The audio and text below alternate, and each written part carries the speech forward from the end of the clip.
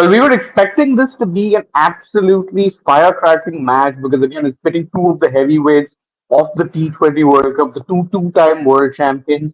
And my God, we got exactly that. But I think we also got a result that potentially could have, let's say, big ramifications because England have hammered the West Indies, 8 wicket victory, 2.3 overs to spare.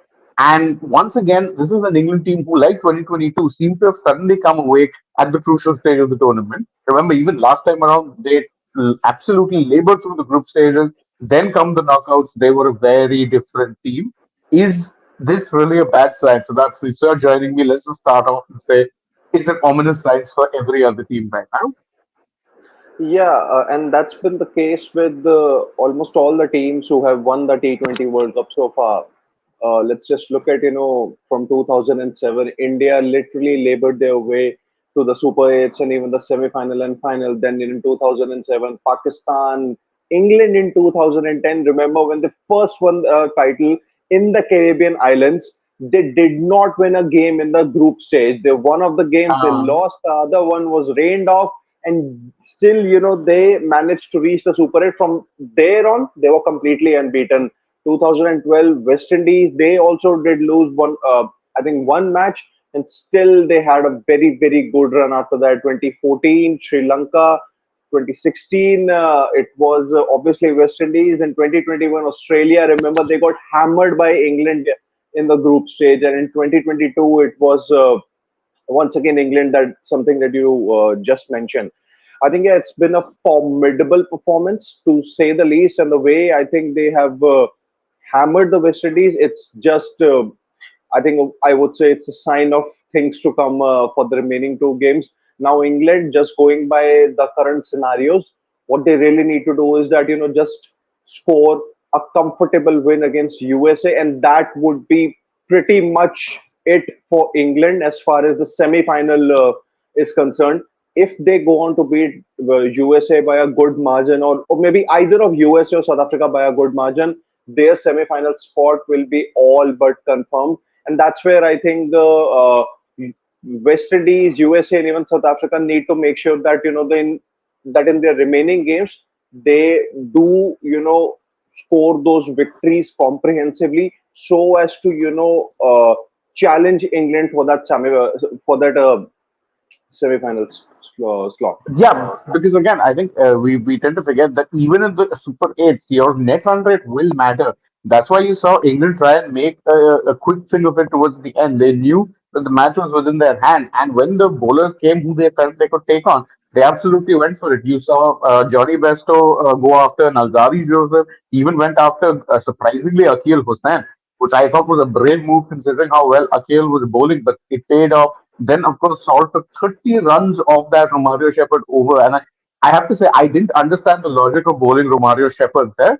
I understand that West Indies are very all rounder heavy. But I was looking at the scorecard at that point and thinking, okay, so the only legitimate bowling options would have been either Romario Shepherd or you could have gone with a Sheffield Rutherford or probably the best option. Why not go with Andre Russell? The thing with Russell is he tends to get you these wickets in sticky situations. So I'm like, okay, they're 8 wickets. They have 8 wickets in hand. England are going to go hammer and tongs. It wouldn't really matter to them if they lose a couple because they back very deep also. Maybe you just needed a couple of wickets to start the cats among the pitches. Instead, you went with Romario and Phil Salt pounced. We know Salt has been not only in a very good run form throughout this year, but also has done very well in the West Indies. Don't forget, he's got back-to-back hundreds earlier this year Yes. in the West Indies. So he's done very well there. His dream run, as freaking awesome points out on the comments, is continuing in the West Indies. And you needed wickets. Bairstow was looking ominous. Salt, had hung in long enough that he needed one over really to turn things around, and that's exactly what happened. I'd say questionable tactics as well from the West Indies skipper Robin Powell. Yeah, pretty much. And I think England's experience of playing in the West Indies earlier this year literally paid off for them, because that's the kind of that's pretty much the side that they played against them when they did lose the T20I series. But then once again, playing in the conditions, getting a complete hang of them, and making sure that you have your best side available for this kind of a big mega event. I think that's what I think England have really done. And I think now England are basically at a stage where they literally do not have anything to lose. or I would rather say that England are in prime position to defend their title, because they're actually coming from a point where they were very much on the verge of getting eliminated. Like, let's just be very honest about the fact that Scotland were hot favorites to qualify along with Australia for the Super 8, and Scotland didn't do anything wrong to Yeah. maybe get eliminated from the competition. And that's what I think England would be thinking, that they're not just riding their luck, but the point here is that they have nothing to lose, because they're already coming from a situation where they could not have been there for the next round for the could not have been there for the next round. And now the way that they are playing, and now the way the fearless approach that was witnessed against the West Indies, I think the team that they might face in the semi-final, or their possible opponent in the semi-final, assuming the defending champions qualify, I think they really have to watch out, because England have not only won this game, they have basically made a statement. Yeah, and don't forget, England potentially could very well be playing. See, there's two venues for the semis, right? One is Guyana, which we know is definitely one of the slower, lower tracks. But if they Yeah. are playing in the other venue, which we know is a batter-friendly venue, God help you, because this England team have a lot of firepower, and this is despite the fact that Josh Butler somehow has imbibed the MS Dhoni mantra, wherein he'll bat very slow and then towards the death try and kind of accelerate. It doesn't always work, but with England, they have enough firepower in that lineup that you see most of their top batters didn't actually get a chance today, but it didn't matter. They chased on 180 in a canter, 2.3 overs. It definitely it's very ominous looking signs, and right now they are on top of the groups with a net run rate of 1.34. One more comfortable win, and when I say comfortable win, I don't mean a big win. Even a comfortable kind of a win in any sort of a this thing. If they beat USA, they're over through, because I don't see any other team really being able to match their net run rate. South Africa will next be taking on, I think, West Indies. So that'll have to be a close game, or South Africa have to really hammer the West Indies, which I don't see happening, because this West Indies side is still a good side. They made mistakes today, but they're still a good side. And this group, I'd say, is probably the tougher of the two. I mean, aside from the USA, any of the three teams, I would say, have a very, very good chance of qualifying. Absolutely. And South Africa, what they really have to do now is that, with England thrashing the co-hosts, what South Africa really have to do is that they just have to beat West Indies, because if they do, they will be through to the next round. And same pretty much goes with England also, that they just need to beat the USA. And if that happens, West Indies, the team that we were actually considering the hot favorites to lift the title, especially in their conditions, might just well be eliminated. So that's the thing, I think, with this kind of a format. As we say, it's the Champions Trophy of T20 cricket. There's very, very Yeah. less margin for error, and that's where I think the captaincy has to be spot on, which is something that was very, very questionable by West Indies. And that's where I think that Darren Semi and company, they will really have to just come together and make sure that they do not repeat those mistakes in their remaining two games, and stand a good chance to qualify for the next round. Because one more mistake, or a couple of more slip ups, will mean that one of the co-hosts will be out of the competition. Yeah, because already things aren't looking very good for USA. I mean, they're in a very tough group. And yesterday they did put up a good fight against South Africa. But in the end, in these sort of, displays of the tournament, let's say, it's always, experience that counts. And again, if you look at it, sort of someone who's been around for a while, Jonny Bairstow, the other one, I remember as Tipu in the comments is pointing out, he said that any words on Jonny Bairstow, because you are the one who didn't want him in the playing 11. You're right. I didn't, because I didn't think, quite frankly, that he would be able to have that much of an impact in the middle order. Very happy to see he's proved me wrong, but then that pretty much has been the mantra of Jonny Bairstow's entire international career. People will write him off saying he's inconsistent, then he'll put in good performances regardless. I'm a big fan of Bairstow. That being said, I didn't think that he would be having this kind of an impact on the middle order. Good to see he's proven me wrong, because again, today I think were it not for him giving that impetus on a couple of overs, one was Alzari Joseph's over, Yes, and the other yes. was the Akil Hussain over. If he didn't take the attack on there, I think England would have been staring at around 12, 13 required run rate. And maybe it wouldn't have mattered if they had to be bowling Romario Shepherd in the 15th, 16th over anyway. But I think keeping sure that they were abreast with the net run rate made it easier for them to kind of attack in the end, knowing full well that look, even if we fall, there's still enough batting to come and get the job done. Then we don't need to worry about net run rate. As it turns out, the net run rate very, very solid. Yeah, absolutely. And I think England's experience really did the job for them. initially I thought that I think even there was a discussion in one of the dugouts also that England might just struggle, in these conditions. The way their confidence is, it might not just be an easy ride for them, and it wasn't really an easy ride for them. Obviously, the way they started off against Scotland. Scotland were around 90 for no loss after the first 10 overs, Ten and that's overs, what I yeah, think yeah. in a way show that Scotland did have the potential to fight, which is something that we have seen in the past also. And even against Australia, England did get off to a pretty good start, but then they lost those quick wickets in the regular intervals in the middle overs. And that's where I think we thought that England's one of the weaknesses might just be exposed, that they do lack a very good finisher. Sam Curran isn't really in good form. Liam Livingston is also yet to come to his best. So it it just maybe came to light that England's weaknesses have been found out. But then the way that they have gone about their business in the game against West Indies, obviously they did not require their middle order, but that's the one thing that the other teams would want to make sure that they expose in England setting, is that that they just try and get those early wickets and then put the pressure on the middle order. Then just remember that that's where I think Moeen Ali, he did get a good score, but in one of the in one of the games in the group stage, then I think Sam Curran is yet to strike form, and then Liam Livingston, he's also come to his own, not just with the bat but with the ball also. So England do have a couple of weakness, but the way their top order played against the West Indies, I'm pretty much sure that if they can execute their heroics in one of the other remaining games, they might not even require their middle order. Absolutely. Siddharth, you're just joining us. Any thoughts on the match? I mean, I'm only now getting intimidated by the fact that England are peaking perhaps at the right time. Because if Yes. you look at it, the way how they started, see, they were on the brink against Namibia. They were on the brink when they lost to Australia. Scotland washout Scotland, with forget New Zealand. Scotland. Hmm. Yeah, the washout against Scotland put them in a very tricky situation. But then, if you look at it, they peak at the right time. Look at what happened in 2022. They peaked there and Hmm. they managed to win the title. Here, if you 1 second, please. Yeah, if you look at it at this point, the win against the West Indies is a very tricky group. And suppose if they go through against the USA also, if they go through against South Yes. Africa, they look like the team to beat in this. And again, look at Phil Salt. He seems to be enjoying the West Indies so much so. Look at the score that he had today. And in the last series that he played against the West Indies, how much carnage he caused, 200s in that. So that's why Successive. Salt, yep.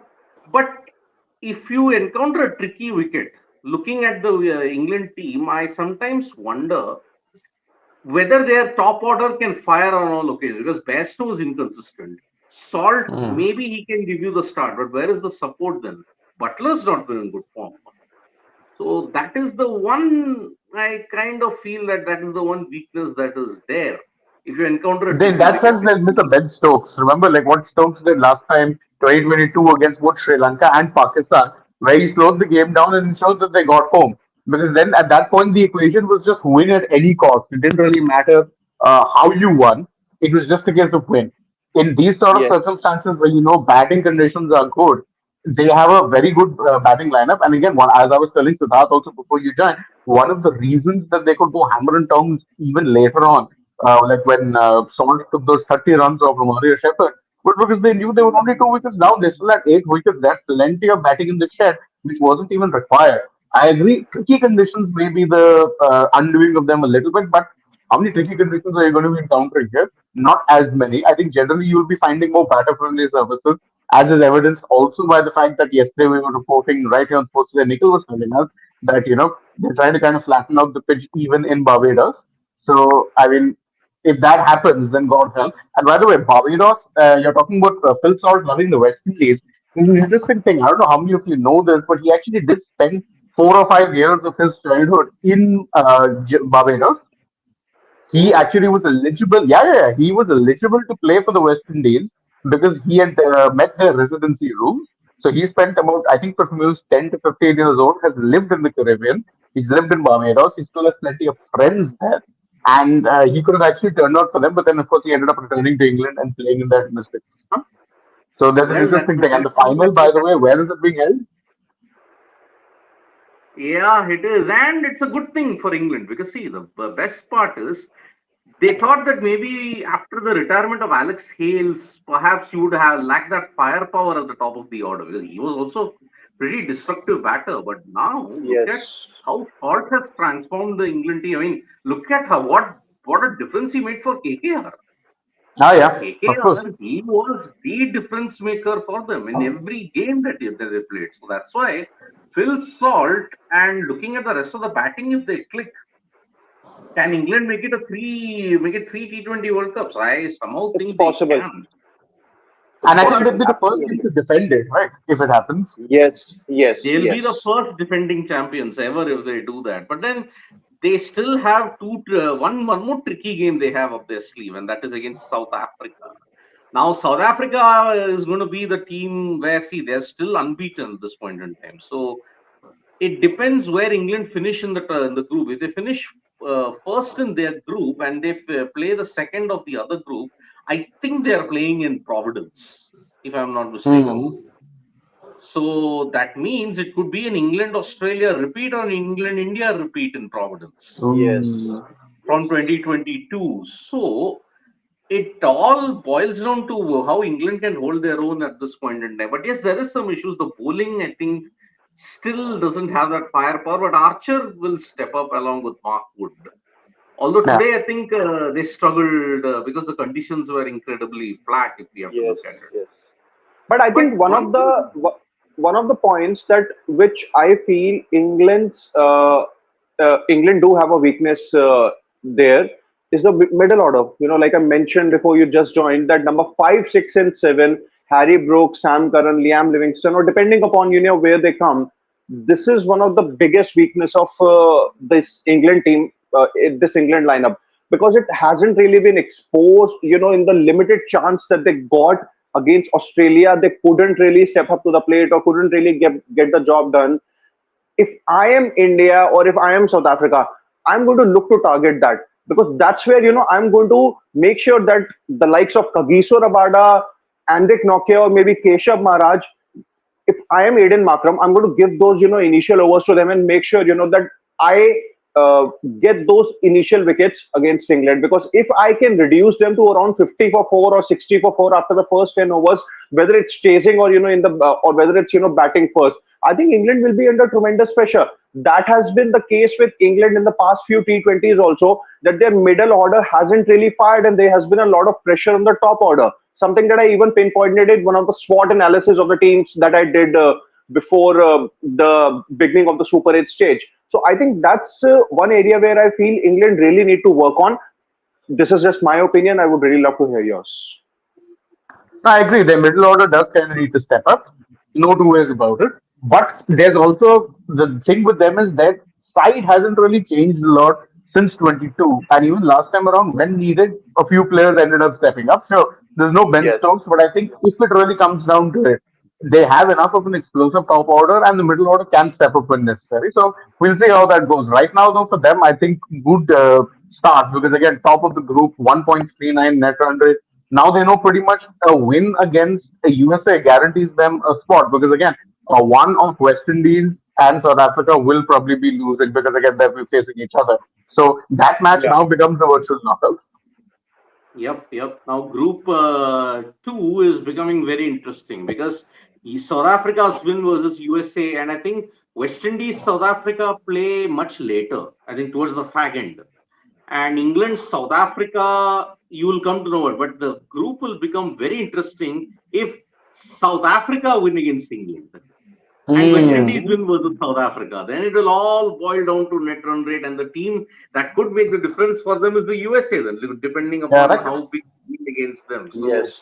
it is going to be a very interesting scenario in Group Two. And England's win over West Indies only their second in the T20 World Cup because prior to that, every single match in the T20 World Cup England had lost. So they are making up for the law of Yes. averages in that sense. So that's why good for England. I mean, you're looking at semi-final at Providence against them. So It's intimidating. It's very, very intimidating at this point in Yes. time. And I think in Let's the take a few words of questions. legendary Rahul Dravid, it's better to peak at the right time than to not peak at all. Yeah, Absolutely. it is. But having India peaked? Because see, you're not going No. to face any, you may say, formidable opponents until 24th. Yes, I think all the India, names are there, they're competitive, but formidable, like for example, championship material like Australia, England, you're not going to meet them Even until West Indies or South Africa, but you're not faced any yeah, of these teams. You won yes, against, I think, Pakistan was the closest to being formidable, and I don't think this Pakistan team counts. So that tells you yeah. everything you need to know. Even in we'll probably get to 2022, know look on at the 24th now. yeah. See, even if you look at it, even in 2022, you didn't win against most of the formidable teams. You lost to South Africa, you lost to England. You won Yes. against Bangladesh, you won against Zimbabwe, you won against Pakistan Pakistan. So that is why you look at it, even in 21, you didn't win. You lost to New yeah, Zealand and Pakistan. So and all that the is why, small teams were the ones you thrashed. Yes. exactly. So that is why you are facing an uphill challenge once in that sense. Hmm. You'll come to know about the momentum today when India are taking on Afghanistan. Hopefully, the pitch is not that spin friendly in Barbados as you may want to imagine it. So let's hope for the best then. Anyway, let's see. Let's take a few comments. Yep. There is Ashish Dhar who said that if India is lucky enough to play the semi-final, how are the night conditions in the semi-final in case India plays that one? Is there, if there is dew, what should India do to avoid England? Listen, I think at this point in time, you can't be looking to avoid any team. You made it to the knockouts, you're going to have to face the tough teams at some point or the other. And I Yeah. think India are So, slated to play only the second semi-final, which does not have Correct. a yep. reserve day. So, Yeah. irrespective of, I think, where India, I think, finish in the Super 8 group, India will play the second semi-final only. That's the information that we have. Yes, and the Yeah, second this whole semi-final is a pre-seeding day game. nonsense, less said about it, the better. I'm not a fan of this pre-seeding.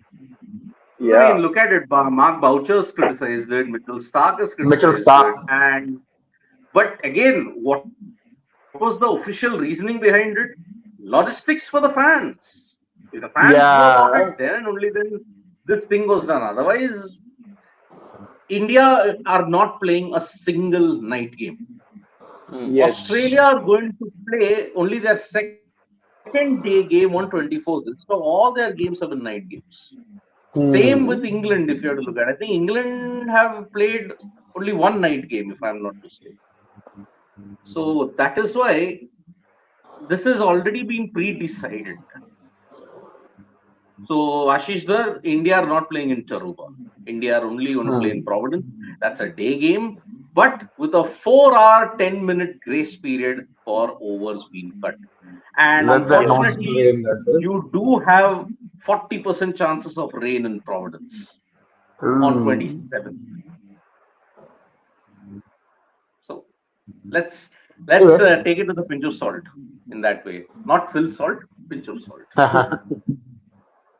let's just take Yep. a couple more comments as well. You've got Abhay Chauhan that said that Charles equals Rohit, while Puran equals West Indies biggest star equals Kohli, fouled the Pandya second innings, which didn't affect the result. Same bad approach let down West Indies today. You can't bat first with the mindset of 175 against England. Yeah, that I agree. Considering the kind of conditions you had, you needed a minimum of 200 to put pressure on this team. And that is Yeah. possible. Remember what Australia did? They went for 200. Yeah. They just about got there, but that 200 factor in the end made a big difference. 180 and asking rate of 9 doesn't really intimidate. Not in today's day, right? Not in good Yeah, batting absolutely. conditions. And I think this is something that we have discussed not just with respect to Australia, but even the intent that India showed against Pakistan. Remember, India did suffer a collapse. But the one thing that was very clear from India's approach was okay, even if we lose wickets, we are going to go for runs. And that's what happened with England also, that England got off to a good start today, but then they lost a couple of wickets, but the runs did not stop. That is the kind of Hmm. mentality that I think the teams have probably adapted to make sure that they change their approach in T20 cricket as the game progresses or as the modern game progresses, we say. So that's if Yeah. that way, I think someone can play. Maybe let's say South Africa can play it that way. Then let's just get those quick runs and try and make sure we attack England with those fielding with those unorthodox field settings. Then England might just be under pressure. But again, remember, 200 plus or thing, even 180, if it was good bowling, then I think you Yeah. can defend it depending upon the conditions. Conditions Yeah. are very important at this point. Yeah, these weren't the Okay, kind any of good further conditions for comments? bowlers. Yep, yep, yep. Any further comments that are there? No, no, yeah, I I think think we if can it call it is, quits, Mike. yeah, we can. I mean, Varun Parvatneni, he just has saying that West Indies showing inexperience with captaincy. They were in the game when Chase was bowling his spell. Wonder why he did not get the fourth and also need another over Agreed. from Cups. Always gets Yeah. the breakthrough. Yeah, I mean, somewhere down there, the captaincy was lacking today. So, yep, two games are done already in the Super 8. Yesterday, USA pushed South Africa to the limit and they won by 18 runs, South Africa. Today, England have absolutely decimated the West Indies, 17.1 overs. If they get going, they really get going.